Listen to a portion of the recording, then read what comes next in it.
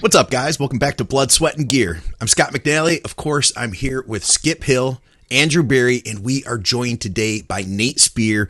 All of our programming is brought to you by TrueNutrition.com. You can use our code THINK for additional savings. High-quality, third-party tested supplements. Hit me up if you have any questions about any of their flavors, any of the things that they carry. We're also brought to you by supplementsource.ca. For those of you in Canada, I saw Carbolin for like $30 off. So if you need to get some supplements, you get a great deal over there. Plus, they support us, and by supporting them, you are supporting the shows. If you're in the UK, check out STROM Sports Nutrition. They've got a great line of health supplements, everything from single products like NAC or TUDCA, and they have some really nice blends too. Guys, we've got a bunch of stuff going on today. Nate Spear, welcome back to the show. What's up? Long overdue. Nate's looking huge today. Yeah, apparently he's got some energy. Nate was cracking like a dozen jokes before we got started. Yeah. Now watch, he just like stops. He just clams up from here. I was roasting Skip. It's pretty funny too. All right, we got a bunch of stuff though, and like I said, we're just going to go to our listener questions. If you guys want to take part in the next show, then definitely comment. We'd love to have your questions for the next episode. I've got all your questions from the previous show. We were going to start out though with we do like our client spotlights, and I wanted to hang out with you guys and show you a set that my client Hamza did the other day. Sometimes you have a client that sends you an exercise, and they're not necessarily sending it to say like, hey, how's my form? They're just like, hey, dude, check this shit out. And you watch it and you're like, wow, that's really impressive. And you also think to yourself, like, please be very careful. You know what I mean? And this is one of those moments for me. So let me just get this up here. So he's like 214 right now. I think he said this is the most reps he got with this weight. It's crazy.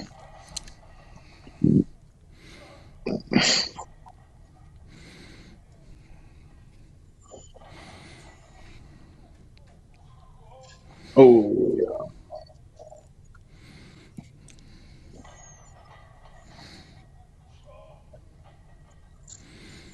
Damn, you still going? That's what I said. Damn, no shit. Well, he has to. His wife's telling him he's a bitch if he stops. I can see why you're worried, Scott. Yeah. Damn, what the fuck? I can hear people they're ripping apart his form here on the last couple of reps, and I got to tell you, before you do it, before anybody says a fucking word about it, get under big weight and tell me that you're going to keep a squat form meticulous from the first rep. Now, you want to keep it as tight as possible, there's no question. Yep. But you're going to lose something if you're going to a place like he just went to with a weight and deep into a set with that many repetitions as far as fatigue is concerned. I thought it was pretty tight there at the end. It was starting to get a little, but that's not taking anything away. That's fucking busting your balls and taking a set deep. Wouldn't you say the benefit, though, to his whole body, the stimulus he put on his whole body there is going to lead to growth? Like, was it a quad exercise or was it a perfect quad squat? Absolutely not. But just like the intensity that he piled up for that set, yeah, he started to move a little bit to his back, a little bit to his hips, but the overall, what was that, 5.5 plates? Yeah. I think. Yeah. I mean, 585, that's crazy. For 215? 214 pounds, yeah. Oh, yeah. Yeah, I mean the overall effect he's going to get from that, if he continues, progressing from there, I think is going to be amazing. What would you guys think about him? He was burying those too. Yeah, he was. Yeah. What would you guys think of him not progressing from there, as in not going heavier, but just continuing to try to get better with that? Because that's what scares me was seeing, like, man, it is scary when you start to see someone like lean forward a little bit. I'm like, oh, I know myself, and I know what's taken me out. And I've never put 5.5 plates on my back once, but I know what heavy weight feels like for me, and I can tell you that it scares me. He's definitely got to be. How old is he, Scott? He's in his early 30s. Oh shit, that's actually not bad. I don't know if I could. Solid. Yeah. I was watching. I was like, my back would be fried. My back would be fucked up. if that was me. I think your point though about, okay, now let's work on cleaning them up, or maybe getting an extra rep before jumping to the 35 and then another 45, that kind of thing. I think that's good advice for him, Scott, for sure. Yeah, it's funny. We talked on the phone last night, and we're doing this off-season push, but in the past, last year, we pushed him up heavier, and he was up in the 220s. And then we had to work to get that down. And he's a guy who he doesn't like dieting for a long time. And it's just who he is. He wants those diets to be shorter, where I have no problem doing like a 22-week diet, a 26-week diet, whatever it takes. Yeah. I'm just in it, But for him, I think that he'll be better off if we can keep him tighter, so we're not getting as heavy, but he's stronger than he was last year at in the 220s. So yeah. I will say, Scott, and not to like critique him or everything, but you were trying to like maybe improve that. Yeah. I would say keeping constant tension and not locking out every rep too. Yeah. For bodybuilding purposes, I'm a big fan of that. Just sort of getting better at those. I feel like you could do the same weight, but just clean them up. You know what I mean? If his intent was that. I'm with you 100%, and that's what I would think. I feel like, it's kind of like what we were talking about a couple episodes ago, Andrew, and we were talking specifically, I think, it might have been about squats, talking about that fear, like the fear of getting under really intense weight. I can't remember exactly where that went. I remember what it was. A guy who said that when you get to progressive overload weights that are so heavy, they scare you. You remember that conversation? And that's what your advice was.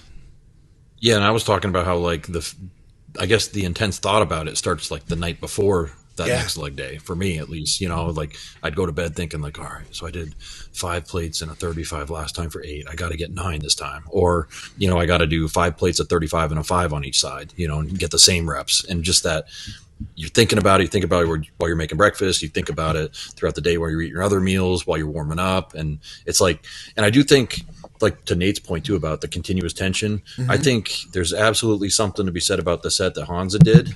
And then let's say he does a back off set with like 4.5 plates and he gets 12 to 15 reps of just continuous tension up and down. Kind of like, I mean, I look at it as the way Dante used to explain, like, you got your heavy sets, your max sets, and then you had your Widowmakers. So like if he followed up with a Widowmaker that was more of like a constant tension type set, like he'll be doing clean it up on those. Yeah, that's what I mean. Clean it up on that. Or like Scott had a good point down here. Scott Stevenson, pull off those 25s and keep the reps continuous and shoot for a set of 10 to 12, which I could absolutely see him doing there. Oh, yeah. Yeah. Yeah. Yeah. And that was also too. Go ahead. I was just going to say to your point about back squats, I would agree. There's no other feeling than like putting something that's like 500 pounds plus on your back than any other lift. You know what I mean? Mm-hmm. I miss it. Well, and that's why I was questioning you guys with the anxiety and stuff the night before, talking about the anxiety prior to leg workout. The question really is, or the question in my mind is it an anxiety based on the fact that we might fail and not get it? Or is it the anxiety that in an exercise like a squat, there's a lot of damage that can be done if you don't come out of the hole versus a hack squat versus a bench press, scariest even a deadlift. Okay, you can drop. Yeah, that's what I'm saying. And I think this cuts to. I brought this up when I was training clients one-on-one at Titan for a couple of years. People don't want to go anywhere near as far with an exercise like a squat, essentially for fear of. It's like your mind perceives it as just being crushed. Like, if I don't get it, if I don't get a bench press or a curl, I put the weight down and I laugh about it. Okay, not a big deal. Your typical person who trains in the gym. But when it's a squat, it I think sits on your brain like this can crush shit. Like this can fuck me up, and I cannot get out from underneath this, and I could be a viral video on gym fuckery. And if he does, he does. There's some truth to that. But here, no shit. You just got a bunch of one-liners today, don't you? But that's that. But then using that anxiety and using that fear to motivate. I mean, how many times have we all been in the hole and you start to come out and you go, oh shit, and then you have to go to this next place to be able to move that shit slow as fuck to be able to get that. Otherwise, you're not coming out. Yeah. I'll add that maybe the fear is that you do get it and that you're like, oh fuck, next time I'm going to have to go even heavier. I'm not even kidding. I'm not even kidding. because when you're just like so in line with like progression, and I think we're talking about the hardest. We can all agree this is probably the hardest exercise, right? Maybe you can argue deadlifts, but in my mind, it's squats is like the hardest. I think squats. Yeah, right. Like, and I think we all know, or at least we're all kind of at that point now. Like, we're not ever going to beat our max squat that we did 10 years ago or 5 years ago, whenever it was, when everything was healthy, right? Maybe Nate will. He's still pretty healthy. He hasn't had a serious injury, but. He could probably do it. But like, you know what I mean? Like, so until you get to that wall where you're like, okay, I'm not gonna cross over that threshold of the unknown of, wow, I could actually paralyze myself or have a catastrophic injury. Like, until you get to that point, there's always just that fear in the back of your mind. It's not just fear. It's also anxiety of like, I want to do this. Like, I want to reach my personal best. I want to, like, this is the mother of all exercises, you know? Yeah. And I just want to circle back around, and it was really to Nate's original point and to what we had talked about before, the conversation about when progressive overload weights get scary. You know, our ultimate suggestion was to find ways to make the weight you're using harder. And as Nate said, I think that would be one great way, would be to, you know, get constant reps in there. I think that, you know, anything, I mean, pre-fatiguing or all sorts of methods could allow you to not have, I don't want him to get hurt. You know what I'm saying? Is he thinking he's going to, like, does he feel like, oh shit? No. Or is he just like, I'm moving weight, like shit is going really well. No, that's just who he is. That's just who he is. He feels great and things are going. I don't know. It's a tough one. I know what you're saying. It's like, you know, my clients are doing dumb shit too, where they go too low in reps, so they got to see what kind of number they can get on incline dumbbell presses. And I don't like that because it doesn't do you any good outside of the physical or the mental satisfaction of it.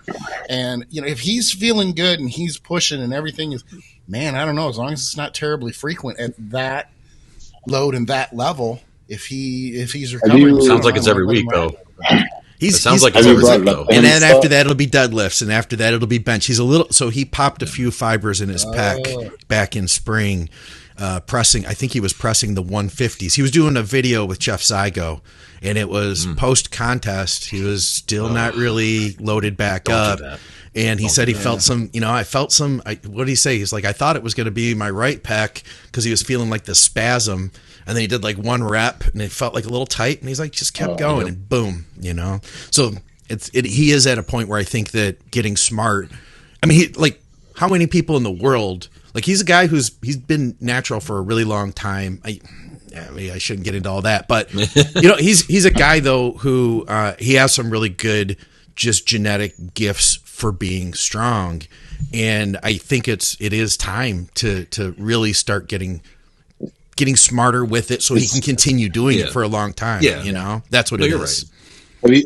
If he was a 23-year-old kid, if he was 23-year-old kid doing that, I'd be like, keep going. Sorry. Keep going. Like for a little while, you know, until you get that, and you know, but he's 32, he's got the rest of his career and then the rest of his life after bodybuilding that he probably has already started to think about a little bit. I see what you're saying, Scott, and I think that's good advice. Well, I think, and that said, he can still do 5.5 plates. That's not telling him not to. You know what I mean? Yeah. It's just to not get more out of it. Get more out of it. You know? Yeah. For me, I think the problem is like he's like shifting his hips. Have you told him to like try to fix that? I think that's where like the scary part is because you see what I'm saying, where he like goes down. The load goes to his lower back. Yes. Yeah. It sort of like goes like that. So that's where it's like iffy, you know, if he can clean that up and be a little bit tighter, you know, and not compensate when he gets weaker, you know.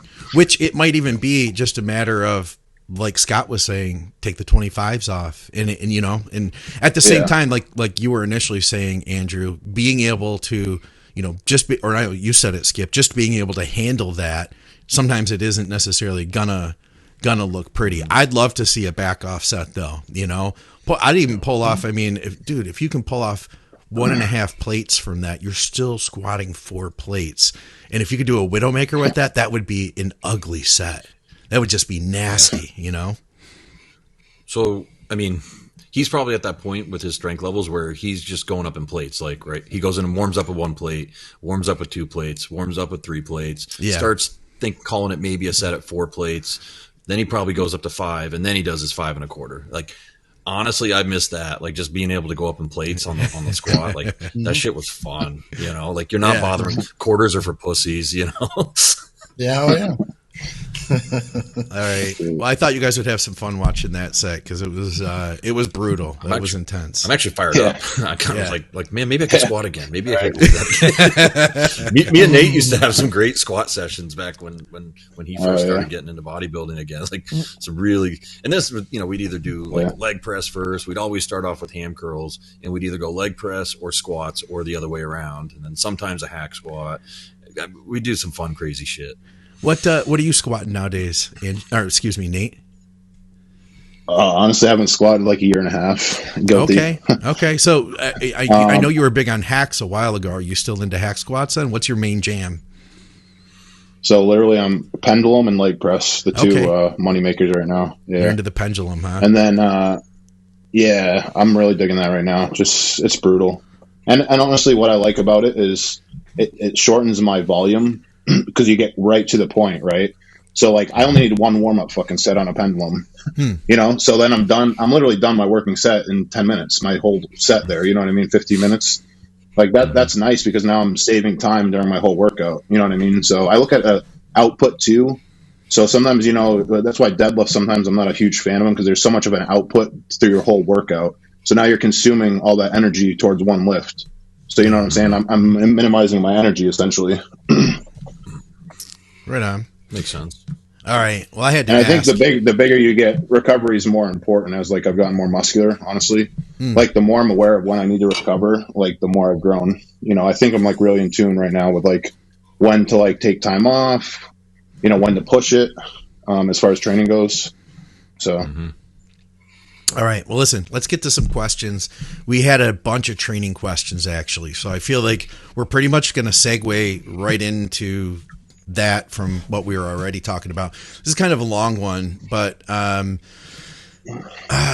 see. He says he's been failing. Let's see. I have been failing barbell squats due to lower back and not my quads / glutes. I used to squat a plate aside more, and I firmly believe that my legs can handle more load as my lower leg lifts all of my other leg lifts have increased.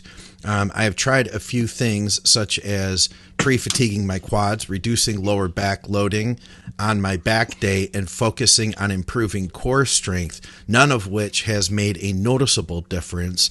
I would take barbell squats out of the rotation, but I am extremely limited on equipment, and a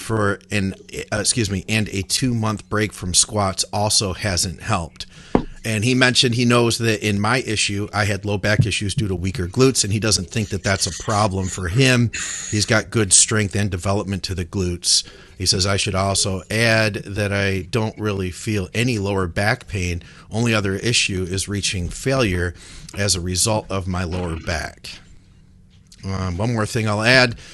I recently watched a John Meadows video on stretching where he said that stretching his piriformis helped him. I have been doing these stretches for a few days and haven't noticed a difference yet. I would look at his hips. Because, So did he say he did or didn't have back pain? He said no, he didn't have back pain or back issues, but was he saying though his lower back is what fatigued before his legs did. Okay. So then maybe he's putting too much of the lift onto his lower back. Is that how we're kind of interpreting that? I guess it would be great if he did a video. Yeah. If we had a video of him doing it, it'd be really easy to spot. Is one, what's the exercise sequence of his leg day? You know what I'm saying? So that'll indicate what he's doing to maybe get a back flare up. Is he starting with squats? Is he doing something else before that, like a hamstring curl or whatever? And then also too, like people forget front squats are great and they don't involve your lower back as much. So if he's limited on equipment, I think he should try front squatting. You know what I mean? It sounds like it might be a little bit better on his back. I'll piggyback off that and I'll say, what's he doing for back on the other days? Is he doing a lot of barbell rows? Yeah, is he doing a lot of RDLs? He did mention. He said he reduced. He reduced lower back loading exercises on his back day. So, assuming that means he took that stuff out. But that's the first thing I thought too. Okay. Yeah, because he's got a potentially overtrained lower back, or there's just a lot of stabilization going on there, even if he's training back the day before. I mean, you could be doing barbell rows and seated pulley rows as 2 of your exercises, and if he has only pulled back on the stabilization exercises for back in the last few weeks, he may have been in such a fatigued state, borderline overtrained state for his erectors. Does this stand? Let me ask you guys. I said this the other day because it's something that I had known for years and years and years, but someone said that it wasn't true. So I'm asking you guys. I remember the erectors being very, very slow, one of the slowest muscles in the body for recovery. Do you guys see that, or is that just something that has been? I think it's individual, honest. I mean, I've never heard that. Right? Yeah, I don't think I've heard that. No, okay. That's what I had years ago, and now when you're around long enough that you hear something say 20, 25 years ago, you have to come back to it and go, we got to check again to make sure it's true, or see if it was just something that was accepted by the masses at that time. Anyway, the reason I thought that and asked that is because the way that I always understood was when you get into your erectors and your lower back and you are overtrained, that's why obviously the output physically for exercises like barbell rows and deadlifts and RDLs is so much higher because so many more muscles are involved. I get that too. But that the erectors are slower to recover versus most other muscles. Kind of like traps. Traps are what? Because I've heard the same thing, and I have always felt that was kind of the case too. Calves versus other muscles that tend to recover quicker. Calves, abs, things like that. So anyway, I don't know. I'm just throwing that out there. With like the pennation of the muscle fibers. That's the only thing I can think of. Yeah, that's the. I see you laughing, Scott. Was that to Scott's comment about the erections? Smartest guy in the room, and he's always going to making boner jokes funny like that. Yeah, but either like the pennation of the muscle fibers, or maybe the distribution of type 1, type 2 fibers in that tissue. I don't know enough to say one way or the other, but that might be where I would look to try to confirm or dispel that personally. Right. But the only thing I was going to say about this guy, maybe use the SOAS. You ever know you guys ever use the SoRite device? I have not, but it looks fucking amazing, and that's what Andrew Nolan had said. He mentioned that he thought maybe doing some sort of rehab work on that, and he said Matt from MI40 would have some videos on this. That would be Matt Chrisman. I do work with him when I'm down there in Tampa. He's helped me out big time with some stuff. Okay, and but I was thinking, maybe like he needs to do something to release his psoas. That might be kind of tight. So if you look up SoRite.com, it's like this blue device that looks like this, and you lay on it, and you can put other tissues on it. But they have a whole bunch of videos on their website. Now I will say it's like an $80 piece, but if you go on Amazon, you can get a knockoff for like $15. I highly recommend doing that. Okay. Yeah, the same exact things, same exact material, everything. So, but I would think maybe doing something with his psoas and maybe his hip flexors, because I found my hip flexors were always tight, and that was causing my back to immediately start feeling any backloading exercises well before I should. So I started doing the 90-90 stretch. I started really foam rolling the hip flexors. I even got on the abductor, and I would do like really light sets just to pump them up and then release them. I found that really helpful, along with that SOAS or SoRite device that I was talking about, and that might be where you want to start. I was looking it up on Amazon to see if I could find it real quick. Did you type in SoRite? No, I did not. I'll keep looking though. I'll try to run a podcast for right now, though. I guess I got some other questions here. I'll bring that up, but I'm going to keep looking for it. Up next, what do we got here? If you see it, Andrew, if you're looking right now, send me a link to it. Question for the next episode. If you had a long break from training, how do you ease back into it without having crippling DOMs for the next couple sessions? Less volume, less weight, both, more PEDs, or all three? Get less training, less volume, and more drugs. When you guys read something like that, like Nate, do you read it as DOMs or do you read it as DOMS? I read it as DOMS. So. Skip's all about the vocab. Yeah. Do you read it as DOMs? DOMS. Okay. What about you, Andrew? I've done both. Both. Depends on what mood I'm in. What is that? What do you do? What does that? What does that say about it? What does that say about a person, Skip? I don't. Yeah. It doesn't say anything really. It's kind of curious because I read it as DOMS, and I didn't know if I was the only fucking one. See, I've been screwing up words and satiety. That's just it's stuck now in my. You know, I was actually going to start trying to. I was going to get a vocabulary word. I forgot to do this and start sneaking them into our conversations here and see if you picked up on it. Like, oh, that's a great word, Andrew. It actually means. Or saying it I wrong. Totally forgot. Yeah, I've tried to use it slightly wrong and just see if you noticed. But I totally forgot to find a word of the day. You know what? They might have taken them down, Scott. Okay. Yeah. You know what? I see one for $29 now. That's what I'm seeing here. Yeah. Oh, you know what? Here's the answer to that question, though. While you guys are doing that, I'll answer the question. It is, nobody ever breaks in easy. Give me a fucking break. We all go back in, maybe a little easier, but no one is stepping in at like a 2 and then a 4. And then, no, we're going at like a 7, 8. And then in 2 weeks, we'll be laughing and complaining about how sore we are. But then in like 2 weeks, we're back to a 10.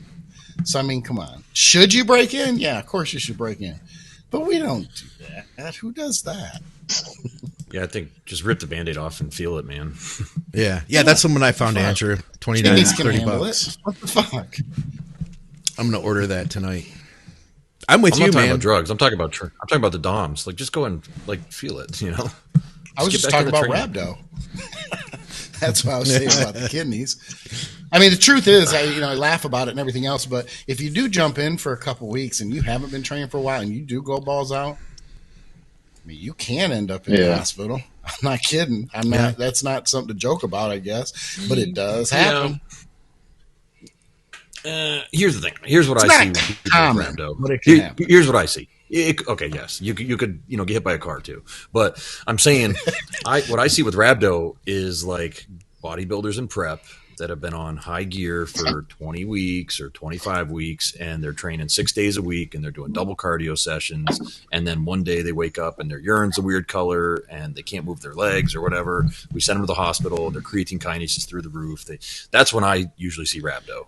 I don't see, because like otherwise, I've got a lot of. I've heard of it going from Mike Davies had a client. He said that she wasn't training at home. She was supposed to be training. She was slacking. And he was doing these cheerleader camps. And then she came into the camp and she was out of shape. Like he hadn't seen her for a few months. They had a break. And she came back to camp and he was like, you know, what happened to you kind of thing, but didn't really say too much. And after the first day, she got rhabdo. I've heard of that in other cases of people who are like highly untrained. And then they go in and try to, do a Mike Davies cheerleader camp. Well, that's why it happens in, what's that shit? You know what I'm talking about? What's the Weekend Warrior crap? See, this is where my brain gets so mad. CrossFit. Like CrossFit stuff? Yeah. Yes, CrossFit. That's why, because they don't train for a long period, and then they go in on the weekend and they get their ass kicked and they end up in the hospital with rhabdo on Monday or Tuesday from hitting 2 workouts that are balls out on the weekend like they think they can handle it. There's a lot of rhabdo in CrossFit. Why I could not come up with CrossFit? God damn. We got to get you back on the pouches. You've programmed yourself not to use that word, like no CrossFit. I think it skips off the patented nicotine word. You can't use it in. May have changed. It's too bad they're all natural, or they recover quickly. I'm gonna. Can I get like? Do they do Grubhub or anything? Can I do like an Uber Eats thing? Get some nicotine pouches sent to Skip's house right now. We need to get them pepped back up. You think you could? I mean, if you can order escorts, you should probably be able to order nicotine pouches. Just saying. Especially in Florida, right? Yeah, well, very, very urban. So I'm sure that I could get, if you can get alcohol, I can get alcohol. Not that I drink, but I know because, my wife has before. All right. Before 7. Yeah. Yeah. Well, no, I give her this for 2 months. Today's the 7th, 2 months and 2 days. She hasn't had a drink. Nice. You guys are still together? It seems nice, but sometimes it's like just fucking drink. But anyway, next topic. All right, we got a good one here. Another training question. Is vertical pulling necessary for overall back development, or are row variations enough? I don't know. I mean, you're talking to a pole guy right here, so. Well, I think that's a good answer. It's like, I don't know. I've never not pulled down before. Yeah. But you're missing a major. Right, exactly.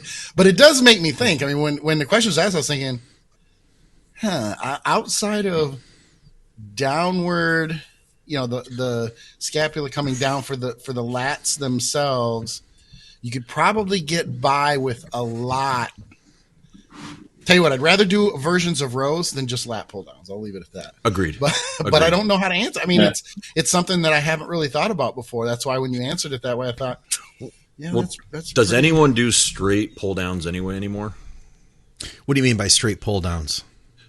I mean, what I see, I do, and I use myself, regular pull downs, or you do pull ups, right? Oh, but pull downs with like a wide bar? Is that what you mean, the bar? Yeah, just straight down. Like what I see a lot is changing the angle, either so where you're laying back more or you're laying forward, especially in the single arm variation. So that's why I was just saying, like, does anyone really, other than like the TikTok kids, does anyone do just straight, regular, old fashioned, wide bar pull downs anymore? Like the machine was made to do, you're saying, basically? Yeah.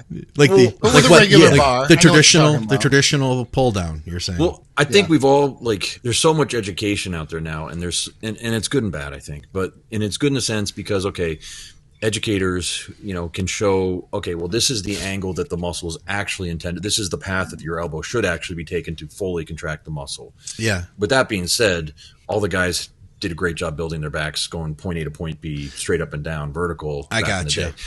I was just making a point that, does anyone do legitimate straight up and down pull downs anymore? It seems more rare nowadays. Like even in, I'd say, would you say that it's changed a lot in the last 2 years or longer? Yes. Yeah, 2 years. Yeah, everyone's got the prime angles. Everyone. Mm-hmm. Yeah, that's what you mean, right? Yep. Everyone's doing more like narrow, not much. Everyone used to, back in the day, everyone's like, the wider you go, the wider you get, right? Yeah, and now we know that's sort of bullshit. Yeah, I remember that. I always think it's cute when the real skinny young kids have to activate their lats. What about what the fuck are you doing? What do you guys think about the one arm? Because I see that a ton, especially with a lot of the younger guys. And that's the thing, is they're like saying that's the only way I can really get that activation to really feel it. I don't feel it when I'm just doing, like a 2-arm pull down. I don't think that's the only way. I just don't think they've focused on their training enough. But I'm not going to say that that's not a good exercise. I'm not going to say that that's – here's what I do. I do a more the single arm way these days because I want to – I'm at the point where I want to eliminate any other body tissues coming into play for the most part. You know what I mean? Where – I mean, we've all probably been 18 to 25 where you want to just stack that pulley out, and your reps start to turn into a little bit more of a heave and pull. Oh yeah, like you're almost, you know what I mean? You feel cool, and it's not saying it's not activating tissue, but is it as direct as doing something a little bit more concentrated, like a single arm? I think they're all good. I'm just going to go on record and saying I think you absolutely should be doing both, but especially if you're younger. I don't think you should really care about your exercise selection as much as just building intensity and getting good quality hard contractions with every workout. But yeah, I think as you get older, maybe you do need to get a little more specialized. Mm-hmm. You guys have any other thoughts on that, or you guys pretty much just agree with what Andrew's saying? I'm a pretty big fan of the one-arm stuff, honestly. I feel like it helps me activate my lats a little better. But I do a little bit of everything. Like the other day, I did do just the regular wide grip lat pull downs. That's why I was laughing. But it felt great. I don't know. And then I also do underhand, like what Jay Cutler used to do during his videos. Like underhand like that. Lat pull down. Those are good. I like those a lot. I'm just a little weary of those. Your elbows are in front of you a little bit more. Well, so what you do is there's a couple of different bars you can, like an easy bar, and then on your end, it's a little bit easier on the wrist because it's like it's like turned a little bit. Yeah, you know what I'm saying? Because the bar is like wavy. I'm still a little. I'm with you. That way. You got to kind of know how to pull it because I can explain this. We could all explain this to people how to pull and not pull with the bicep, and a lot of them they're not going to understand. They're not going to get it. Yeah. So I agree with you. It does make me cringe a little bit, but at the same time, just a little bit. Nate knows how to pull that bitch, I think, too. Nate doing it that way, I'm like, oh, cool, go for it. Right. A different client who I don't know has that same mind-muscle connection, the same awareness of how to activate and deactivate certain tissues, I'd be like, let's turn the wrist around. Let's go with something a little different. That's what I'm saying. I think, and I'm not even talking about the just lat pull downs now, but just in general, I've come up against a couple times. I'm thinking of one client that I work with, and with her stiff leg movement, she really is trying to activate the glutes, but she uses very slow, meticulous concentrics. And everything she does is very slow. There's nothing like explosive about it. And I feel like there is something, we've talked about it, I think there's something that is missing if you only ever are trying to focus on just contracting the muscle. I don't think that you necessarily, like, the muscle's going to contract, like if you're using if you're doing a stiff leg and you're squeezing the glutes and you're flexing the hamstrings, like you might not be able to pinpoint, like, okay, it's in the glute, I'm at the top, I'm squeezing the glute, now I'm going to the negative. But like if you just drive that motherfucker up, like you're using everything, it's all working in a chain together, you know what I mean? And I do think there's value to that. The only thing I think I see with the single arm stuff in the highly concentrated focus, and we did I think you guys did touch on it, like Andrew, you're saying, like when we used to just like stack the whole thing out, you're not feeling like any one single, I can feel my lat all the way through the movement, but there's something to being also able to just fucking drive that shit down, you know what I mean? I'll make a comparison to Hansa's squat, right? Yes. That wasn't a meticulous quad focused squat. He was getting literally his whole body from his neck down to his calves were activated in that squat. And in the same light, doing a pull down with maybe too much weight, there are some benefits there because while you're not 100% on your lats, you're activating your biceps a little bit. You're activating your shoulder girdle a lot more. You're activating your abs a lot more. So yeah, I think there's parallels to that. We did that segment with Victoria about the necessity of estrogen in females, and somebody had commented saying, like, well, you have to remember that estrogen is the cause of cancer and this and that and blah blah blah. So it's like the second she wasn't saying you should have this excess amount of pooling estrogen. That in bodybuilding, it's hard to think of middle ground. It's got to be all one thing, all the other. And so I guess my point would be not to say you should always overload the stack. That's a nightmare that we used to do back in the early 2000s. I would say though, but having like what you were talking about, Nate, you do both. Mm-hmm. Well, I think too, like having the last reps be the last 1 to 2 reps being a little sloppy is okay, and I think I co-sign that. Yep. Mm-hmm. Look, I don't want to be misunderstood. The one arm, I totally get it. Yeah. What I don't like is then when we see the Nates do it and the John Meadows, and then all these fucking kids come into the gym and they're doing it, and you just need to bang. You just need to fucking move bigger weight, bang. If you're a little sloppy, you're a little sloppy. Don't be doing the one arm bullshit that just gets in the way of everybody else who's trying to get big. It's almost like this mistaken, because you could argue it clearly will give them a better mind to muscle. They'll be able to feel the lat, which is important. Contract. But it is important. It is important.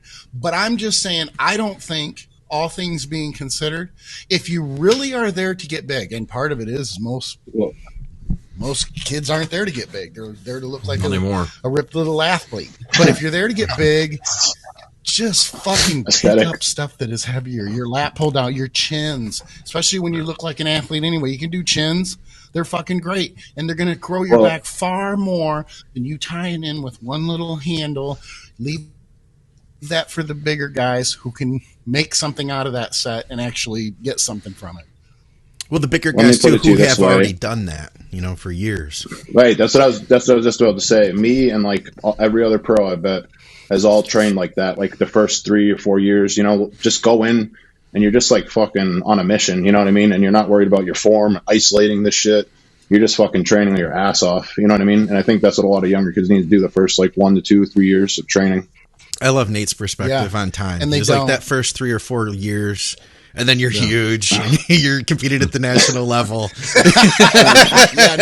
No big deal. Exactly. And you'll be like me. And I shouldn't say they don't. I'm saying as a rule, it's a blanket statement. But the large majority of kids don't. But there are those kids who are, they're not your typical young 20-something. They actually they're logical, they're sensical, and they say, and they see, I got to pick up heavy shit. I got to use dumbbells and barbells, and all this cable shit just isn't.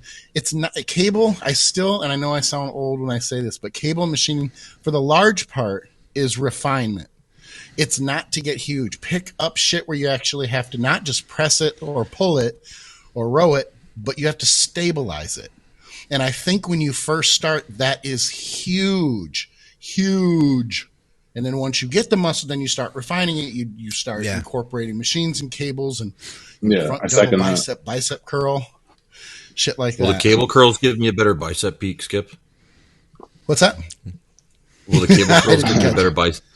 I just want to tone and build the peak. So if I do the cable curls with that.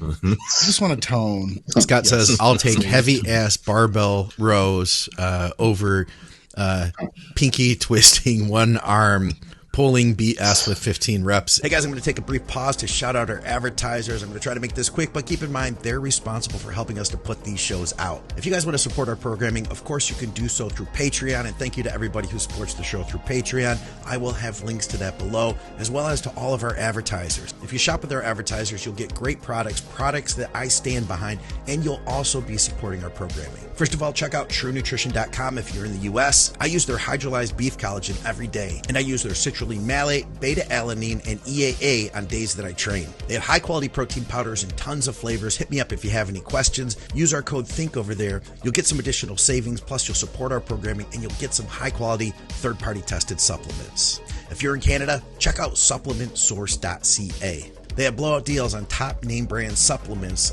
They constantly have different things happening, so be sure to go to their site and check them out. I recently saw Carbolin for like $30 off. I mean, you really can't beat those prices. Plus, they have free shipping over $99. If you're in the UK, then you probably already know about STROM Sports. They're one of the leader in health supplements in the United Kingdom. STROM Sports Nutrition has standalone supplements like NAC and TUDCA, and they have finished blends like SupportMAX, a high-quality, well-priced on-cycle support stat. I have links below to everything. Thanks for watching. Thanks for your support. That's funny. Did we answer that question? Probably not. It was all rows or all pull down. Do you need to pull downs? Well, I thought of this. Yeah. What sport do people literally only do a rowing motion? Crew.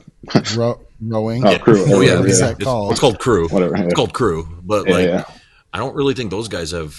Now, obviously, they're doing 1,000 repetitions, but they don't do any pull downs. But I don't think they have crazy developed.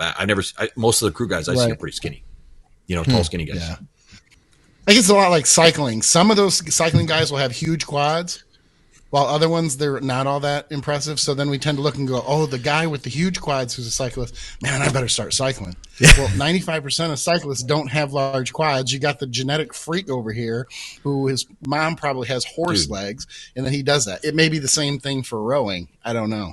But if that's the only thing about it, if that's the only thing you're developing and everything else, your back's probably going to look kind of big compared to everything else. I feel like guys that pick up stuff and move stuff have big backs. You know what I mean? Yeah. John McEnroe had a forearm that was 1 inch and a half bigger than the other one. The hand. I was just going to say about those cyclers. Do you ever notice how the guys with the big quads, they always have one quads that's like 25% bigger than the other one? Really? I didn't notice that. Scott and I just talked about this a couple weeks ago. Well, I think it's because they go around in circles in one direction, right? And I think one leg has to do more of the driving, I think. They have one lead leg. Huh. Yeah, it has to do with like the angle. I think they're at an angle when they're on the circular course, and then they're always going to their left, I think. So Well, think about it. Then which side is it logically? It would have to be the out. I'm guessing. I'm just guessing. But I would think it would be the outside leg that would drive harder then, right? So anybody who knows, anybody who's listening, correct me if I'm wrong, but I would assume it would be the outside leg driving harder. Because if you're driving harder on one side, on the inside there would be a stability. I would think there would be. I'm trying to relate it to riding a motorcycle. We could do the math using like a centripetal force equation, which I used to know back when I was in physics, but I don't know. Maybe Scott. Or we can just have Skip ride a bicycle. Scott says if doing it right, crew is mostly about driving with the legs. Actually, that's a good point. Yeah, that's a good point. But they are doing just one rowing motion. They're not getting any up and down. I would say this. Okay. There was a time that I worked out in my parents' basement and I was a little kid and I didn't have a pull down. So I didn't have that opportunity. I can't really tell you because I didn't really grow a lot of muscle at that time either, whether you can grow a big, thick back without pull downs. But then eventually pull downs became an option. You can figure out how to do pull ups. My thought would be, why limit yourself? Unless there was something where it's like, oh, I just can't physically do pull downs for some reason. Otherwise, it's like, well, can you grow legs without doing a certain exercise, or grow chest without doing a certain? Yeah, maybe, but if you have more tools, why not figure out how to make that tool? Maybe work that's for why you? He's asking. Maybe he doesn't have that. Yeah. But I would wonder this. I don't want to keep beating this like a dead horse, but I am thinking this now that Scott mentions this. You have those people, and my wife is one of them. It drives me fucking nuts, and I'm probably because I'm the opposite. But I can hang from a chinning bar or lat pull, and my scapula won't come out. But she can do it, and they come out like fucking giant bat wings. Doesn't mean there's a ton of muscle there. I'm just saying. So then you take the scapula coming apart like that. You're not going to get that kind of protraction in a rowing type of movement, but you will if it's overhead. Is there some logic to that? You see what I'm saying? There's more range of motion for that. The scapula is moving more when the weight is being pulled down or the body is being pulled up than during a row. Well, here's a fun fact for team pull-ups. Think about all the guys in prison that do pull-ups all the time. They have pretty good backs. You know what I mean? And that's all they have for a back movement in prison is pull-ups. That's true. So just saying, team pull-ups. They can't do barbell rows in prison? Depends on the prison. They're also 90% black, but... Yeah. Well, we're going to have to edit that out.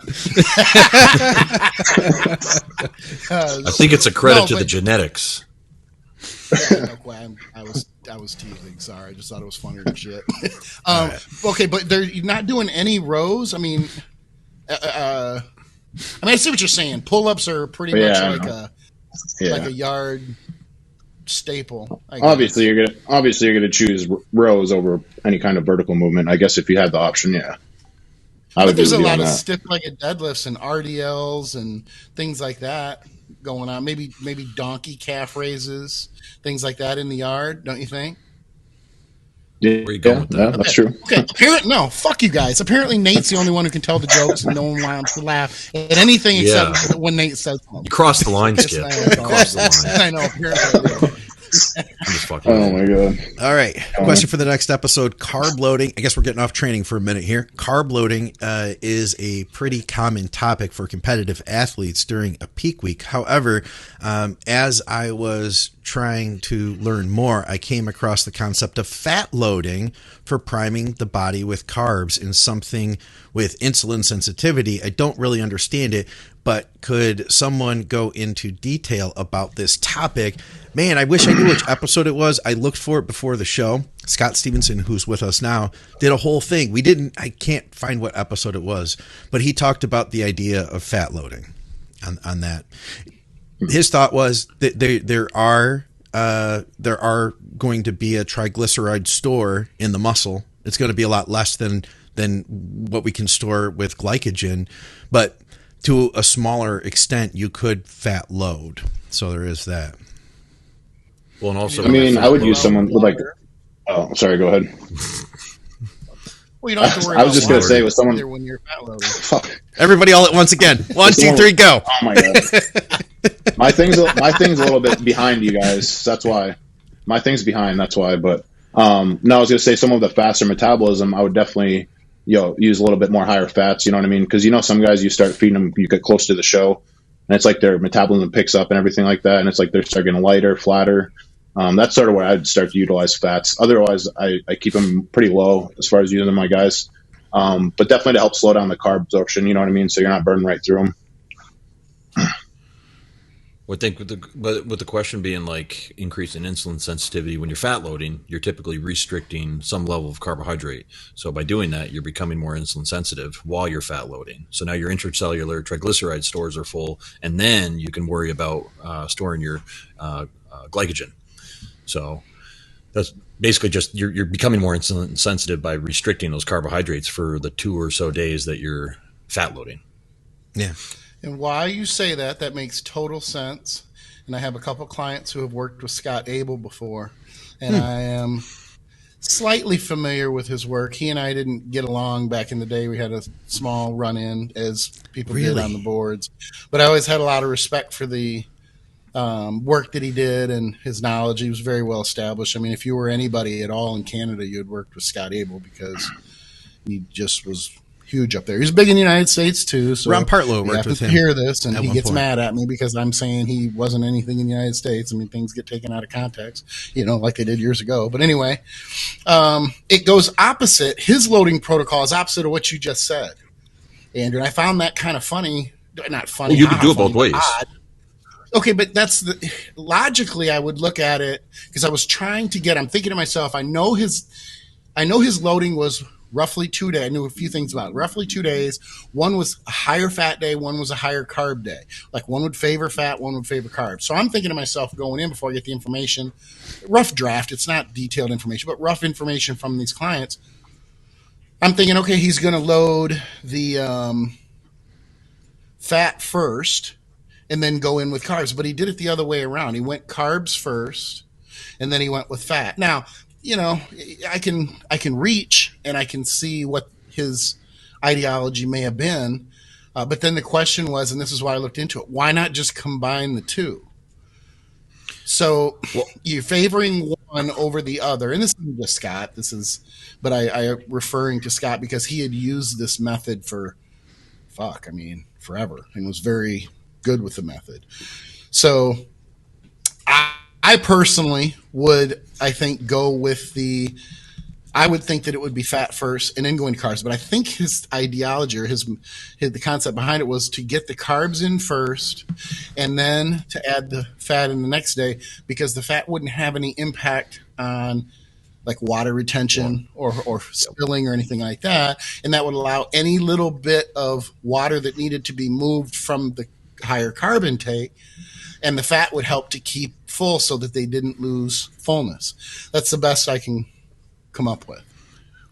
Well, I mean, I think if you just look at it even simpler, where we have compartments for glycogen, we have compartments for fat, and they can't cross over, but you can fill both of them. You can either do one before the other. You can do them both at the same time. But I think there's research that shows it's more advantageous to, like in the previous example of fat loading, to increase your insulin sensitivity to get a hyperglycogenation, if that's a word, hyper response in terms of glycogen synthase being more active to help you load more glycogen.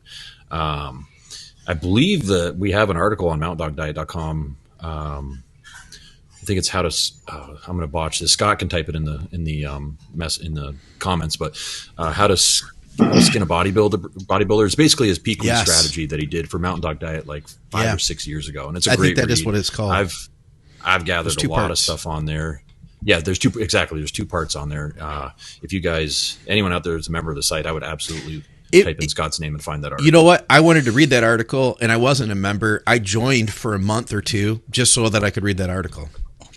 Like that was really solid. Oh. And then, of course, I read a lot more and checked out a lot more since. But like that was my main reason to check that out. Gave yourself away right there. You mean you're not still a member, Scott? No, I'm currently I read a lot more than that. I just downloaded it all and I just read it later. Let me say it's really important though, and Andrew, you said this earlier, about, the muscle can store fat and the muscle can store carbohydrate.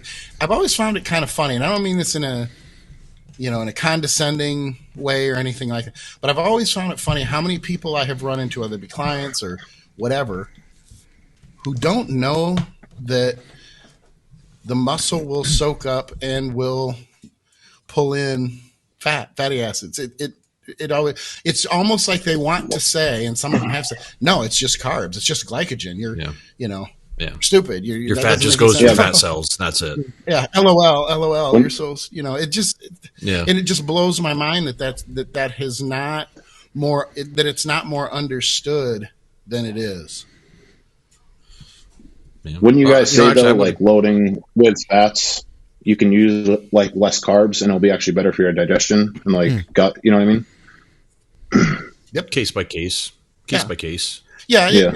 Sure. But I'm just saying that's my argument when it gets to the point where if you're pushing carbs and you're just pushing in massive, especially clean carbs, I mean, this is what, it goes down the skip load rabbit hole. But if you're pushing clean carbs and you're pushing them like crazy, I mean, there just comes a point where it's just not fucking doing anything for you until you're loading and you're trying to get in all these clean carbs for 3 and 4 days before there's any type of an impact.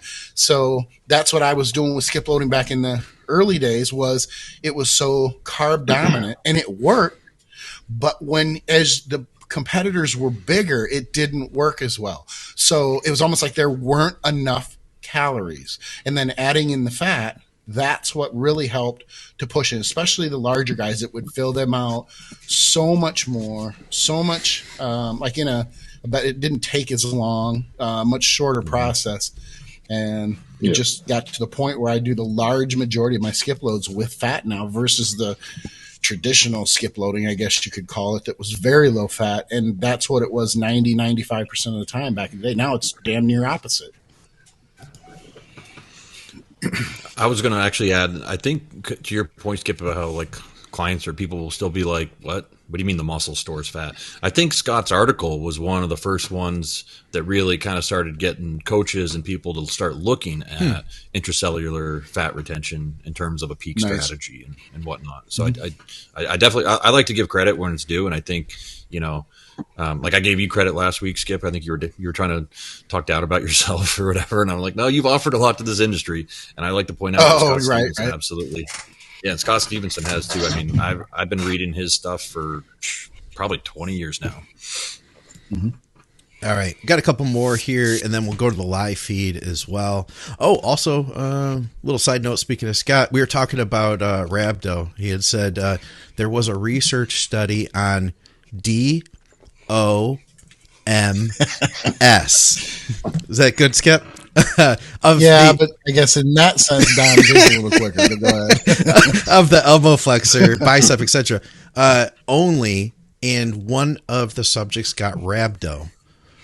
Oh shit! DOMS of the elbow flexors. So they're doing biceps, curls. They're doing like curls. Next to nothing. It's just like literally a tiny muscle. How could you? I couldn't even imagine getting rhabdo off of that. Well, you never saw the Muscle Tech 24-hour arm workouts. That was a recipe for rhabdo. Yeah. Wasn't it like do a 2-hour arm workout and then stop and have a protein shake and then immediately go back to another 2-hour arm workout and then have lunch and right? I mean, I remember those now. That was Rich Piana. Yeah, Rich Piana. Actually, I knew a guy who got rhabdo, and he was drinking that all day You May product, and it was just like BCAAs and some other stuff. And he was like, and I didn't feel good, so I just was putting more in my water. And he was like, I just kept drinking it, and he finally ended up in the hospital. He was like, oh, you were drinking all that, and that was making it worse. Because he was just like hammering all the BCAAs and everything. There was some other stuff in there too, I think. But I'm not saying the product's bad. Just don't get rhabdo and then drink gallons of it. Just don't buy it. Shit's garbage. Nate is in rare form. He really is. He really is. Yeah. Just don't buy it. God damn. Okay. Some days my rectus femoris are visible and other days not. Seems that non-leg days are best to see them in the gym. And even better is after a massage. But the massage effect is temporary. Is this water, bad posing, muscle isolation, small muscle development, or tight tissue. I am quite lean at this point. So they, when they show, they are looking great. When not the quads are big like turnips. And he also adds the other strong possibility is swelling post leg day and post 1 hour cardio walk each day. We talked about separation. This. Yeah. I mean, I think it sounds like inflammation. We talked about this before the show, and we brought this picture for everybody so they could see the muscles. I would say it's even more basic than this is reading about it again. Like your muscles are just depleted. Like when do your legs look the best? When you haven't trained them for 4 or 5 days. Like 2 days. Well, okay, that too. But like 2 or 3, 4 days after you've trained legs, but you're also glycogen loaded. Yeah. Because you still have separation, all the muscles are individually, sticking out. You're able to see them clearly. Your legs won't ever be bigger than when you're training your legs and you have a nasty quad set, and they don't have that kind of separation that you would have 3 or 4 days later when the blood is out of them, but you're also glycogen loaded. And this is exactly why for the final week of the show we stopped training legs, pull back cardio, so that way you get the most detail. Yeah, bingo. It sounds like he doesn't really know some of this stuff, so. Well, and I don't know about being full versus flat. In the weaker muscles, massages will cause inflammation. And weaker muscles will go flat first. If it was something that, say, wasn't as dense. I want to ask you guys something, and I think it's something I only discovered within the last 5 years, that I can target that area of my quad more when I'm doing leg extensions. If I lean forward more, I can feel it right in that part of the quad. I wonder if that's due to like having more muscular development, where like I think about when I first started training and my legs were sticks, you probably can't feel like your leg feels the pump. You know what I mean? See, I'm the opposite. When I lean back, I get more out of the rectus femur. So it will, it'll just, I've heard people say that. Stretch that's just kind of odd, because I know when I lean forward, it's minimal. It's incredibly. I'm sticking my leg out right now, and I can flex it. Like when I really hyperextend it, like I'm flexing it as we speak, and it's because I'm leaning forward at the same time. If I lean back, I can do it, but it's not as much. It's just a weird thing. I wonder if that's like a thing of. We sure not confusing the other muscles? That's kind of what I was going to ask, but I didn't want to sound like dipshitty like Andrew just did. No, I'm like 100% positive. I love that. Yes. But I've heard other people say that. I've heard other people say that. I've talked to people who get more of like down toward the teardrop when they lean forward, and then further up the leg when they lean back, getting more of that. Let me add something in that could make that happen, and I think Andrew would back me up on this. I think. But if you are lifting, I got to make sure I explain this right. There's 2 ways to do leg extensions when it comes to, let me explain this. Yeah. If you drive the back, you know where I'm going, don't you? I know where you're going. It's hard to explain. It is. If you feel like you're driving, as you extend your legs out with your feet on the pad, as you're making that movement, if you feel like you're driving the back of your hamstrings behind your knee into the pad, then that's going to be different than if you're lifting, or you're not really lifting your quad near the knee off of the pad of the seat, but that's kind of what you're doing. You're pulling up, and that my knee probably comes up. Yeah, my knee probably comes up because it's the rectus femoris that attaches above. Yep, that's exactly what it is. Yeah. Okay. I literally just did an article about this, but for the antagonistic hamstrings when you're on the line ham curl. Like if you think about a line hamstring curl, right? How most people do them, like their glutes are not flexed, they're not pressing the hip into the pad. Yeah. But at the same time, it's so hard to describe this without showing someone and having them feel. But you don't want your knee to come off the pad, but you want to think about your knee coming off the pad, and I guarantee if you do it that way, you're gonna you're activating your hamstring so much more, and you got to cut your weight down by 30%. Yep. I could see that. Yeah, yeah. Try tomorrow. You got a line ham curl? No, I don't. We'll go out and get one. Are you saying like Nate? You do it and tell me how it feels. I do them. Yeah, I was going to say I do it similar. I sort of just sit myself up on my elbows on a lying ham curl. So then your back and your glute is automatically taken out. But yeah, like you said, it's like way harder. But you feel it all in your hamstrings, you know what I mean? Because you're not using your glutes. I kind of got this up, from Dante, you know what I mean? On the dumbbell hamstring curl, the way he'd have you do them, with the way Nate's kind of describing, with like kind of being a little bit more arched on a flat bench. Yeah. But also Phil Viz taught me this like 4 or 5 years ago. He goes, try this. Yeah. And pulling your knee, think about pulling your knee off. It's so hard to show. Pull your knee off the edge of the pad. Yep, while I know you're exactly what you mean. Which takes a lot more focus. You can even do it when you're standing. Yeah. When you're standing straight up, drive your knee back as you do you do a standing hamstring curl, and you will feel your hamstring activate so much more. It's the same idea. I think I do that. I think I do. Maybe not. I don't do it intentionally though. But I think now that the way you're describing that, I do feel like that's the way. Hips are down and the legs, you feel like you're, I get, it would be people who are listening to the audio podcast, even you guys watching this, it doesn't mean anything. So just never mind. I will say back on quad extensions, I see a lot of people missing like the last 2 or 3 inches of the top part of that exercise. And I think you're going to get way more of that, hitting that top part of the quad. If you're coming up early and jacking it up as hard as you can. You know what I mean? At least for me, I feel like way more deeper in my quad, towards my hip. What about on the other end? I was just going to ask that. You often see this. Yeah, when guys will where the stack is going to hit, but they stop like 3 inches before. I see that probably more often, I think. I think it's just how people do their reps. Like, I don't think they're intentionally trying to get out of like that full stretch. Right. I just think that's how they started getting into it. Because we have 2 leg extensions in our gym. One of them stops you before you can get a full stretch, and I always opt to do the one where you can get that full stretch for that reason. But so I think who's the biggest one that preached the stretch muscle? I feel like Dante, that was his thing, right? Yeah, that would make muscle sense. Stretched, like weighted. Yeah. It was Dave Smith was telling me his thoughts on that, which were very similar, to make sure that you're in the context of saving your knees, that the tension is there's more shearing force at the top. Right. Yeah. Well, we're talking about it. I'm talking about at the bottom, even on the stretch, like on the stretch at the bottom of coming down, getting that deep stretch and being able to pull from that stretched position is what he was saying. I definitely feel it. Right, but that's a less vulnerable position. Is that what you're saying?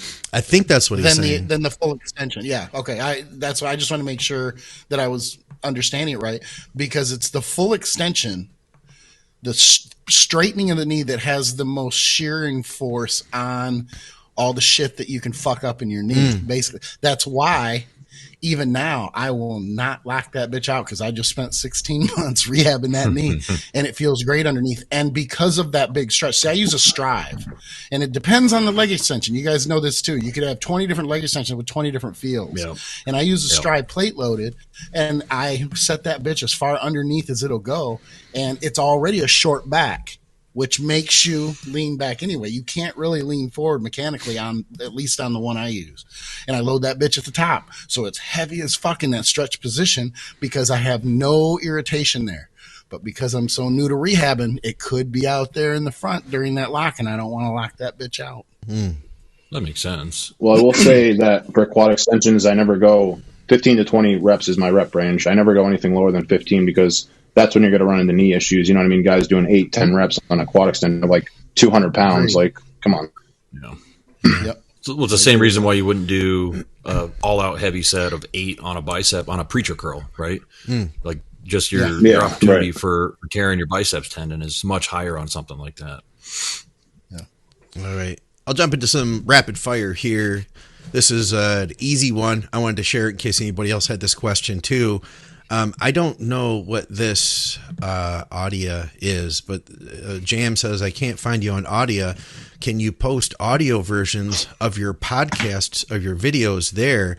Would love to listen to them. Thanks again for the great content. Anybody who doesn't know, you can go to Think Big Bodybuilding Media on just about any podcast app, no matter what you use, Spotify, SoundCloud, iTunes, Google Play, and search Think Big Bodybuilding Media. You'll find all the shows there.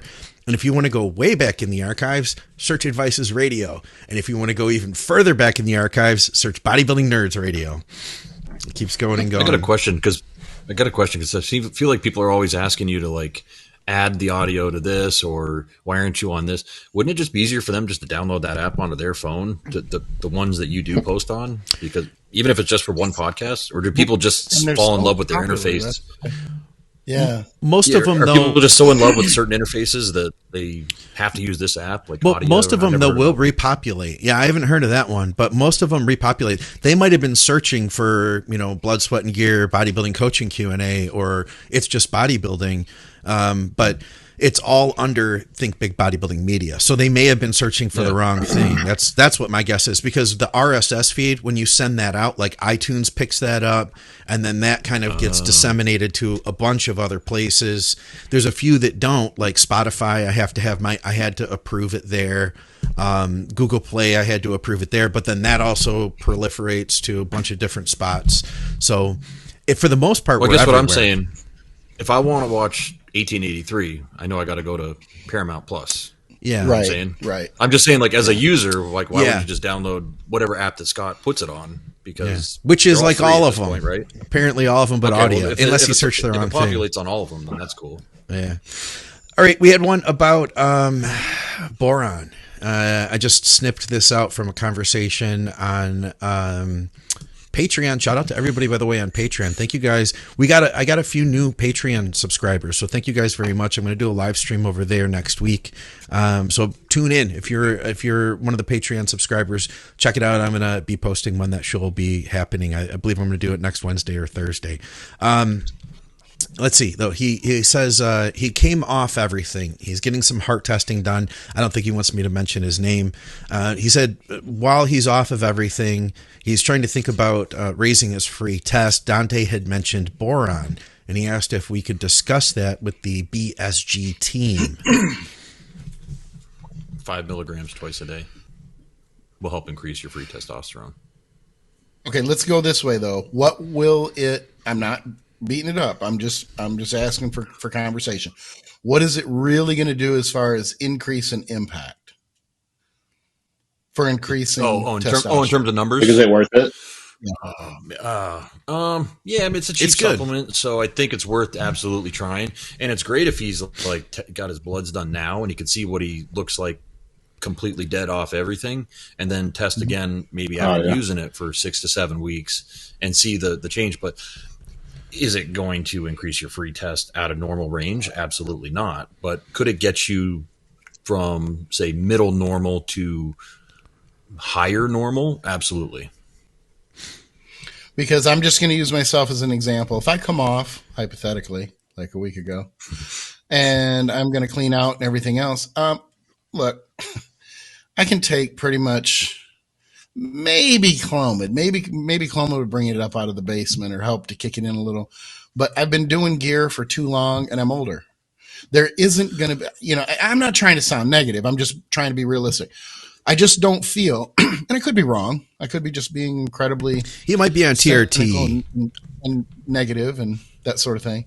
No, I'm coming off TRT. He is, or me? Yeah, I believe he's on TRT. He's just like not on cycle.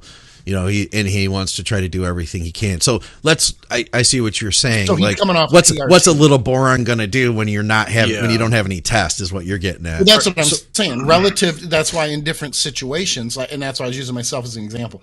Honestly, I don't think it's into. I mean, it's cheap. I give you that. And if I'm going to be, maybe I would rather run 90 instead of 60 for a total test, and maybe it would be worth that. $12. I don't know. But I think it just depends on the person too. What's that? That's a good point. So that's a good point because you're talking about Ken Skip Hill being on gear 25 years, pulling off for 10, 12 weeks to clean out and get his health ready to do another cycle, right? Versus, let's say, like, here's where I recommend it oftentimes with more of my natural guys that are completely natural or my TRT guys that have just started TRT. So you're right. Like, it's not something I'm going to tell – Nate, hey, you're cruising. Make sure you get that 10 milligrams of boron in because it's going to make a huge difference for you, right? But I do think it can make a difference for someone who they're completely natural. They're hypogonadal, and so they have low regular total testosterone, low free testosterone. And I do think supplementing with that, because I've just seen it happen on blood work in those cases where, it bumps you up a good couple points. Same thing with like maybe guys that are just on TRT. But if it's, you're right, like if it's a guy who's used to like blasting and cruising, probably not as big of a deal. All right, I'm going to jump into the questions we had here. Let's see. Any advice on gyno prior to surgery? Would you hammer estrogen low? So is he getting gyno surgery? I would try to get my estrogen as high as I can, and I would just try to see if I get those suckers to be double Ds, and so that make the doctor work play for with them, smack them around a little bit, have fun with them till they're gone. Make him earn his money. Compete with your girlfriend. Oh man, who's a bigger? Who's can squeeze more out? Do you guys know anything about drop foot? Do you have any suggestions helping with drop foot? I don't know much about it. I don't know what it is.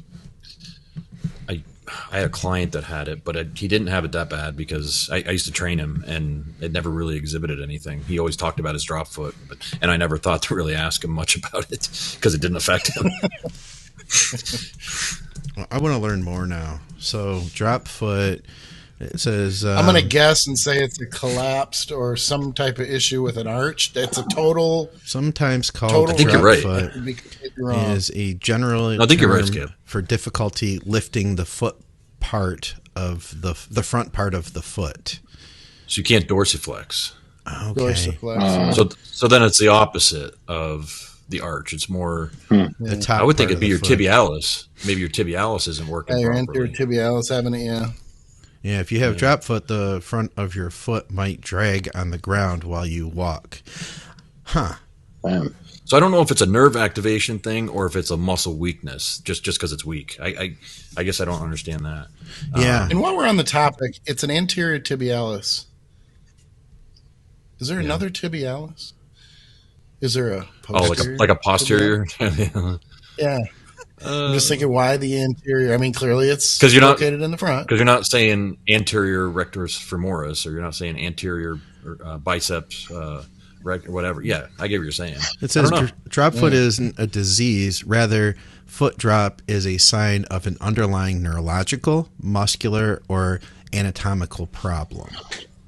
Interesting. I'm going to go on record and say we are not the guys to ask about this. You should probably talk to your doctor. Yeah. I wonder, but obviously whatever it is, finding out what one of those reasons it is, anatomical, muscular, neurological, that would be the first step in trying to recover from it, right? Absolutely. Mm-hmm. Absolutely.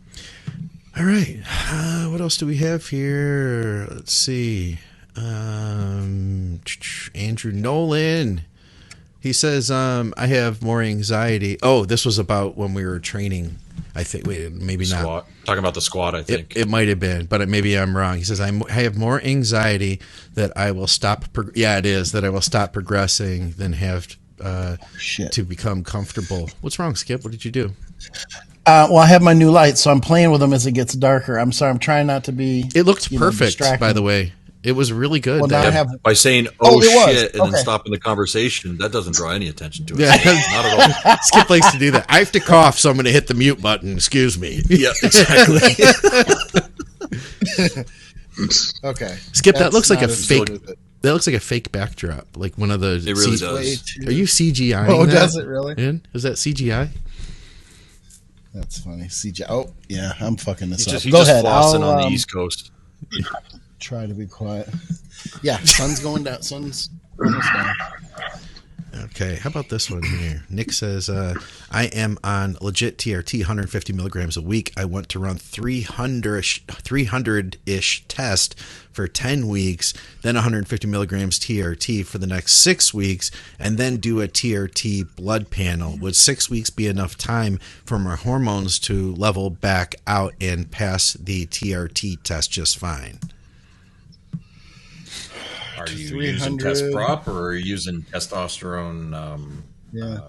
What's the undecanoate? I think it's called. I'm botching that word. Undecanate. Yeah, my brain wasn't working. Okay. Let's talk about this because I think we probably all have clients that are on TRT medically prescribed by their doctor, but they do a little extra on the side, and they need to have their levels be somewhat normal when they get in front of their doctor, depending on how cool their doctor is. Like I can tell you an example. I've got a master's competitor, lots of muscle, and he's on TRT for maybe 4 weeks out of the year. Well, no, that's not true, but he's on true TRT, like, a lot less than he should be. And he's got a pretty cool doctor, but the doctor's like, hey, let's just make sure your test is, somewhat normal before you come in here. So what we do is typically he always has to, for some reason, get tested during his contest preps. So we're using like prop usually, or SUST or something like that. So what we'll do is we'll simply just pull his prop out for 4 or 5 days, and all of a sudden he's back down into the 750, 800 range, and it's perfect for what his doctor's looking for. You guys run into that issue? No, I don't have a whole lot of clients who run their TRT through. Really? Yeah. I mean, I do, but I don't. It's not like a huge amount of them. I think a lot of my clients did, and they got tired of all the bullshit and paying the money. Yeah, seriously, and then they run the blood work, and they know enough about what to look for from being with the TRT clinic prior, and now they're not getting raped, for lack of a better term. I know I'll get a whole lot of shit for that, so I'll apologize for the rape term. I didn't. Yes. Don't say it again. From a financial standpoint, I hadn't said anything about challenged kids or anything like that. Anything about any minority groups, nothing. But then I went with rape, so I apologize. Then you just keep saying it again. It makes it. It's that much more cringe. Nate's the one who caught that. He was like, "You just said it again." Well, I can say it because I'm apologizing for it. That's why I'm using it. Let's see how many more times he says it while he apologizes. I'm trying to work it in again. And Matt Blevins points out he keeps an RX so he can travel with his testosterone. Yeah, that's a good reason. Yeah. I'm going to tell you this. I won't lie. Like, most of my clients, the doctors don't give a shit. Like, they don't really get tested, honestly. Well, like, there are a lot more cooler HRT clinics than there were 5 years ago, or even 3 years ago. Like, a lot of them are like, I had a woman that came to me. She was on testosterone, Anavar, and Winstrol. And like, she was a non-competitor. Yeah. Like, good God, we put her in a prep, and I'm like, and her doctor prescribed 25 and 25 of the VAR and the whey. Wow. And I'm like, who's this doctor? I need to look this person up. Like, what are they going to give me? Yeah, that's pretty. Yeah, what would you get? What would you get if that's what she gets? She's writing 25 scripts for Trenbolone and shit. I mean, Jesus. But I was going to say also about the RX with traveling thing. TSA is not looking for gear. Okay. Like, as someone, I'm not telling you to do this. I'm just saying, as someone that's traveled with a legit pharmacy in my bag when I've gone for some of these 2-week-long trips on the road, when I've been deep in a cycle, they're not looking for anything. I've talked to TSA about this. They're looking for bombs and explosives, and they're not looking to protect you. They're looking to protect the planes. The planes are the $1 billion investments. The airports are the $1 billion investments. So they're not going to, they're not trying to jam you up. Yeah, I'd agree with that. I have clients that do a lot of travel for work, and they're the same. In fact, there was a time that I would have been really careful until I started seeing clients. They're like, "Oh no, I just take it all with me. All my syringes, everything, all my gear. It's everything. Fine. It's fine." I asked you guys about it 2 months ago. I literally, until that time, and all the time I have spent, I did not know that it was that common and that they did not care. I would tell clients all the time, "Send it to yourself."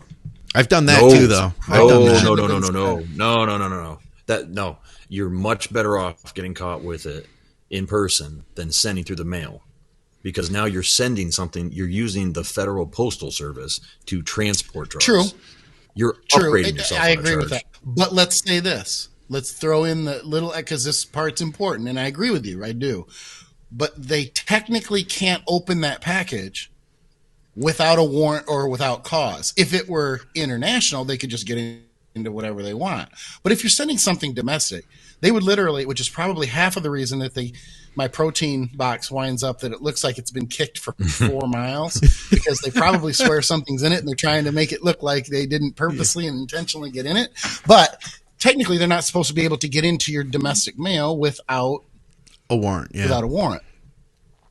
Yeah, you'd have to have an issue. Like it would have to be leaking or something like that. You know, they can open it. I think if it's damaged. We all know the feds play it real safe when it comes to they play by not the book. intruding, not intruding on your personal liberties. Exactly. It would be a lot if you were like, say, traveling to a show and you sent yourself a handful of, Winstrol and a couple shots. You know, it'd be a lot to like go in and bust you for that. You know.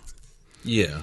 Well, I'll say this. Even with that being said, I now know that they basically just don't give a shit. So I was pretty happy when I was fine. I literally got my luggage, and I was like walking with my chest poked out. Like, you're like, I got gear in this bag.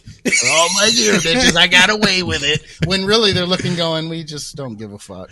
Like, what's this guy peacocking for? Yeah, I know he's not even that big anyway. What the fuck? What's his face, Brad? All right. Well, we got one more here. This is from Matt Blevins. He said, berberine. How many milligrams of berberine per day, and when should you take it to help with insulin sensitivity? Wrap us up. 500 milligrams AM PM, I think, is a good way to go. I've seen studies with 1,500. I was going to say you could do 3 times a day too, but I think I've gone. Okay, I've even started with, like, depending on the situation, like, hey, let's just take 500 with that meal. You know what I mean? Like, even one time, let's see what happens with that. Mm-hmm. Do you use it every day? You're wrong. In a situation like that? Oh, if like we're trying to fix someone's insulin sensitivity, and I think it's definitely not a stress related thing, then yeah, I would do it. I'll say, okay, let's add. Some people have it in their programs year round, you know. Yeah. Because there's no real issues. There's no real negative issues with taking it. I mean, right. Like we can talk about its counterpart, like metformin, for instance, which a lot of people, it was much bigger 5 years ago, I feel like. But a lot of guys were having digestive issues. A lot of guys were feeling like, man, I'm looking flat, like all the time.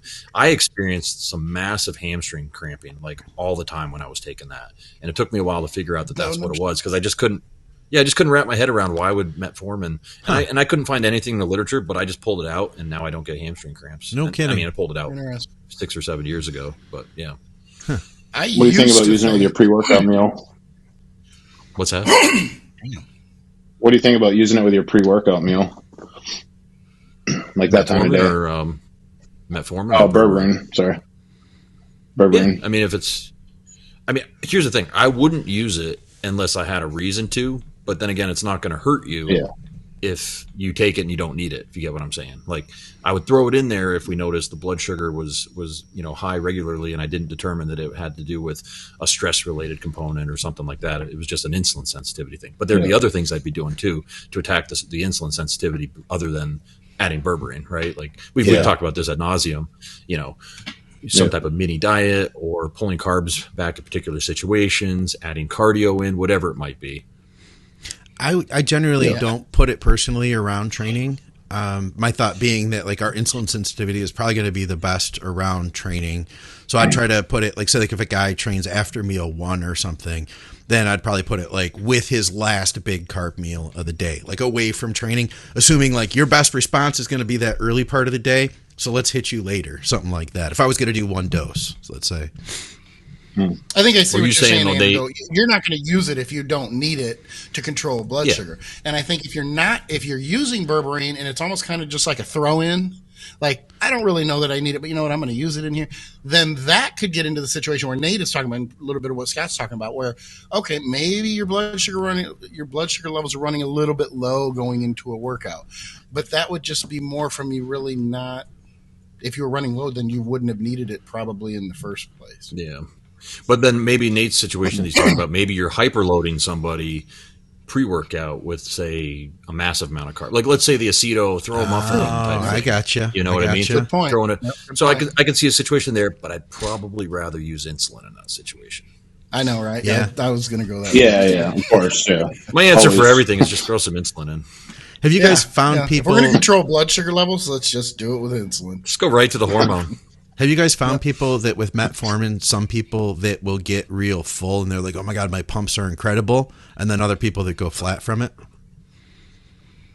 I don't think I ever found anyone that was full there that had that great experience with it. I think on paper, we all thought we were going to have great experiences with it. Like I even know some prep coaches that were using it for people's carb ups and then wondering why they were sitting on the toilet every 5 minutes and why they just didn't have that pop on stage, you know? Yeah. On paper, you would think like, oh, this makes a lot of sense. This is awesome. But I think in practical use, it just doesn't have that effect on your body. Yeah, I've known a couple people. That's why I asked. But like, I wanted it to work for me, and it never did. Like, I'm talking a couple, literally, and this was like 2015. We're talking. Shout out to Nags. What were their body types? Endo, just out of big, like heavy endo. You know. So okay, I was just gonna say, I bet it helps those out more than lankier mesos or ectos. Yeah, okay. Yeah. I go flat as shit with berberine, metformin, anything like that. Yeah. Nate, it's been a pleasure to have you, man. Dude, how big are you right now? We put your pictures up from your guest posing on the last episode. That front relaxed. My only response was like, holy shit. He sent it back to me just the other day. He goes, wow, Nate looked really fucking awesome in this front relax shot. That's probably when I was editing it, because I grabbed that picture to put it up. That was fucking nuts, man. That was great. Yeah. I'm still pretty light. I'm like getting over 270 now. So, but pretty tight. I mean, I can still vacuum, and my abs are still like pretty good. You know, I got a Christmas tree, so it's not too bad. In the morning, he's got like glute lines a little bit still. Nice. And do you have a plan? You do have a plan. You're doing, because I think Andrew was telling us you're looking at early shows next year, like the Indy in New York, right? Yep. Indy and New York are first two stops, and then I mean it depends how things go. But I mean I was looking at like California and Puerto Rico maybe. Okay. Just to make some, you know what I mean? Like fuck it, like you got to see the world, you know. Go to Puerto Rico now. It's a write-off, right? Right. Yeah, exactly. And Andrew's like, go to Puerto Rico. I'll go to Puerto Rico too. For both of us. Yeah. Right. Well, that's cool. Skip, how's everything? What? Who? I was going to say I could probably talk Rachel into doing it too. There you go, man. Oh, there we go. Are you going to do it, Andrew? That'd be sick. Fuck no. You should. You just get in there. Do it. And Skip, you're off the nicotine. One last run. You're off the test we've discovered. Yes. What's going on? Coming off everything. Is there anything you need to talk about with us? Anything? You all right? You feeling okay? Well, I'm good now. Last week wasn't so good, but yeah, you're just taking a break. That's behind the scenes. Okay. Yeah, it's just time to switch gears. I mean, you can probably see it a little bit in my face too, and my lack of sun and that sort of shit. But things you're still lean as fuck. You know, they're okay. What's that? You're still lean as fuck, though. Yeah. I am here, and I am here, but trust me, as it goes down this way, not as impressive. There you are. I appreciate it again. But I sent you some pictures. You'd be like, "Oh, this motherfucker, he's carrying." You dieted for 20 weeks. Yeah, no shit. I wish I would have cut it a little bit sooner and changed gears. I just kind of ran it hard. I mean, I was having fun with it. It was relatively easy until about the last 3 weeks. And then I'm like, yeah. And then I had some things here that didn't go very well that I don't want to get into publicly. So, but anyway, everything is as good as it's going to be. So it's what it is. I appreciate you asking me. And Andrew, you're moving. You're going down to Florida, and that's all coming together for you. That's pretty cool. When is that move? Don't know yet. Like we're gonna we actually sign on it tomorrow, and then oh nice. Yeah, then we'll have two places. So I don't know. We'll probably. I just want to get out of the cold. Yeah. More than anything. Like I can't do cold and dark at the same time anymore. It fucking just kills me. And I realized that last winter. And there's also got to be a life after bodybuilding. You know, I'm not going to be able to coach this many people forever, and I want to take some of those investments or some of the things that bodybuilding has given me and invest in properties and whatnot. So I have a 5 and a 10 year plan for having a retirement plan, I guess you want to call it. So I like hearing that, man. Nice. I do. That's cool. All right, guys. Well, we appreciate everybody watching. Of course, if you have questions, comment below. Please comment with questions for the next show. You guys have been doing a great job. We'll be knocking out another couple episodes in a couple weeks. So if you don't hear your question here, I've got a couple things we're uploading still, so it may be on another episode. Stay tuned. If you don't hear it, though, comment again, because I try to get to everything, but I don't always get to all your questions. Of course, go to our sponsors. Go to TrueNutrition.com. Use our code THINK for some additional savings over there. Like I've said before, ask me if you have any questions about any of their supplements. I'd be happy to talk to you about them. Go to supplementsource.ca for those of you in Canada. Pre-workouts I've seen for like $15. I mentioned Carbolin for like $30 off. Really prices you can't beat if you're in Canada. Plus they ship Afridrin, which you guys just take for granted anyway. It's like a miracle to me. As I mentioned before, STROM Sports Nutrition, you can shop with them and know that they support what we're doing. If you're in the UK, I'm sure you already know about STROM. They're one of the best health supplements over there. And of course, go to Patreon. You guys can reach out to everybody here for coaching. We all do coaching, believe it or not. The Blood, Sweat, and Gear coaching Q&A. Yeah. Go to teamskip.com. You can reach out to Skip there. 20 years of experience. This guy's been doing it for a long time. We all have a lot of respect for you, Skip, whether you thank you. You believe it or not. Sometimes when we're giving you shit, you can go over to bodyberry.com. You can reach out to Andrew there for some coaching. Nate, Instagram is the best way to hit you up, right? Yep, just at Nate Spear. At Nate Spear. I'll have links to all this below, and you can reach me, McNallyDiets@gmail.com. We appreciate everybody watching. And guys, as I said before in the last episode we did, I appreciate having this opportunity to hang out with you guys because I'm learning along with everybody else. So thank you very much for doing the show with me. Absolutely. Always appreciate it. See you next time. See you guys. See you.